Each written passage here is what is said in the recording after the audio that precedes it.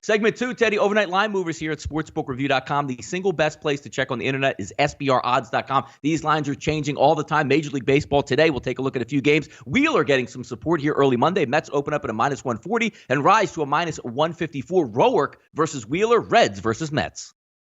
Yeah, and we talked about Roark several times as a guy that the advanced metrics don't love and the markets don't love, and Wheeler's kind of the opposite of that. His last 3 starts have been brilliant. 20 innings of work. He's only given up 5 runs, 16 hits, 24 strikeouts during that span. Last time out, that dominant effort against Philadelphia. Manager Mickey Callaway, quote, "That's probably one of the best games we've ever seen him throw."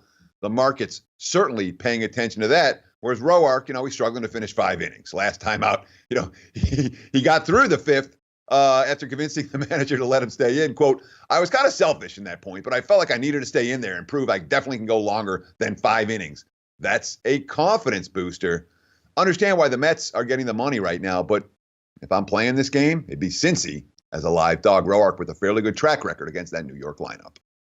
Yeah, Wheeler, we've seen it before. Highly active pitcher, routinely in the high 90s, touching 100 as a starting pitcher. We'll see what happens tonight. Atlanta looks to ride that Sunday comeback yesterday. A late 3-run bomb by Josh Donaldson lifts them to a victory over the Colorado Rockies. Gausman got flamed in the start yesterday. If we take a look today, Braves open up at 140, Teddy, now sitting at 160 early in the day. Padres, Braves, Margevicius versus Soroka, the youngsters. Yeah, and there's 2 factors in play here for the early money coming on Atlanta. One, that the Padres may well be without Fernando Tatis Jr.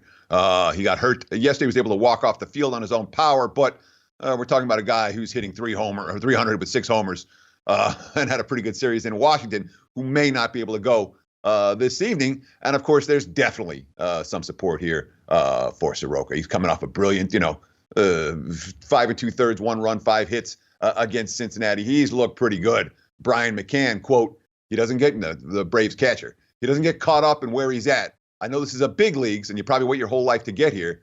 But when you can slow the moment down, the games become easier. He has that ability. He's well beyond his years. The market certainly thinks so with all the early money coming on Atlanta. Total on the rise here, Teddy. Cardinals and the Nationals markets open up around 8, now showing 8.5. It's going to be minus 142, minus 135, depending where you're shopping at SBRodds.com. As we said, a total of 8.5. Waka versus Corbin here. Yeah, Waka's got left knee tendonitis. He missed his last start. He hadn't thrown since April 17th, in fact. So there are definitely some concerns about his ability. Corbin's got a 2.48 ERA. His xFIP's a full run higher. He's got an 87.5% strand rate. That's not sustainable. And, of course, the Nats bullpen behind him, still number 29 in MLB in ERA. Only Baltimore is worse. So we've seen some over money come in this one. No surprise. Neither starter is one that the markets love. And certainly that Nationals bullpen is one the markets are looking to fade.